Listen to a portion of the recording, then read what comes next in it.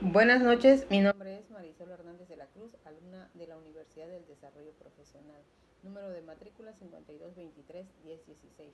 Nombre del módulo, Propiedad Intelectual y Transferencia de Tecnología. Nombre de mi docente, licenciado Edgar Rancés Valdominos Urquiza. El tema a exponer trata sobre los derechos de autor. Cuando un autor crea una obra, automáticamente adquiere ciertos derechos sobre ella. Estos derechos incluyen la reproducción, distribución, exhibición y adaptación de la obra, para hacer valer estos derechos en un contexto legal. Muchos autores eligen registrar sus obras. Esto proporciona una prueba tangible de su creación y facilita la defensa legal en caso de una infracción. El artículo 11 de la Ley Federal de Derecho de Autor señala: derechos de autor es el tema jurídico que comprende los derechos concedidos a los creadores por sus obras literarias, artísticas, musicales, fotográficas y audiovisuales. En específico, son un conjunto de normas legales que protegen las creaciones intelectuales de los autores, garantizando que estos puedan controlar y beneficiarse de sus obras.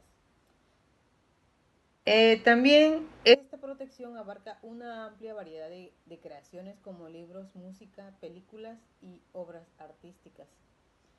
El derecho de autor tiene sus antecedentes en el depósito legal, el cual se estableció con el propósito de controlar las obras que se editaban en la época colonial y constituía el medio para garantizar la propiedad intelectual de aquella época. Las constituciones de 1814, 1824 y 1846, los códigos civiles de 1870 y 1928 y el reglamento para el reconocimiento de derechos exclusivos de autor, traductor o editor de 1939 enmarcan la pauta y orígenes de lo que hoy se denomina Ley Federal de Derecho de Autor. En México, la primera ley federal sobre el derecho de autor surgió en 1947. Asimismo, la Ley Federal de Derecho de Autor de 1996 entró en vigor el 22 de febrero de 1997. Este reglamento articula el artículo 28 de la Constitución. Se mencionan algunos tratados internacionales en materia de derecho de autor, como la Convención de Berna para la protección de las obras literarias y artísticas del 9 de septiembre de 1886, la Convención sobre propiedad literaria y artística firmada por México agosto de 1910, la Convención Interamericana sobre Derechos de Autor en Obras Literarias, Científicas y Artísticas del 22 de junio de 1946. Así también la Convención Universal sobre Derechos de Autor. Su fundamento constitucional se encuentra en el artículo 28 de la Constitución Política. Este se enfoca en la regulación de monopolios, incluyendo aquellos relacionados con la propiedad intelectual, para evitar prácticas que atenten contra la competencia y el interés público. La Ley Federal del Autor. Esta ley tiene por objeto la salvaguarda y promoción del acervo cultural de la nación, protección de los derechos de los autores, de los artistas, intérpretes o ejecutantes, así como los editores, de los productores y de los organismos de radiodifusión en relación con sus obras literarias o artísticas. Esto se menciona en el artículo 13. Los derechos de autor a que se refiere incluyen las siguientes ramas: la literaria, la musical, con o sin letra, dramática, danza, pictórica o de dibujo.